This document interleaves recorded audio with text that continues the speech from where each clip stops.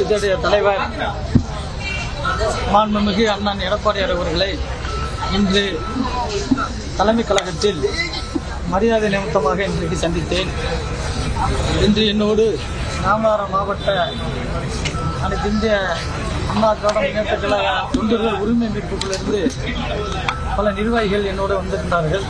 அவர்கள் இன்றைக்கு பொதுச் செயலாளர் அவர்களை சந்தித்து தாய்க்கழகமான அனைத்து இந்திய அண்ணா திராவிட முன்னேற்ற கழகத்தில் இன்று இணைத்துக் கொண்டார்கள். கருத்து வேறுபாடு இருந்ததா? யார்த்தையும் கருத்து வருவது கிடையாது. என் சுயநலமான முடிவுதான். நான் தொடர்ந்து அதிமுக நாடாளுமன்ற அந்த மரியாதை நிறுத்தமாக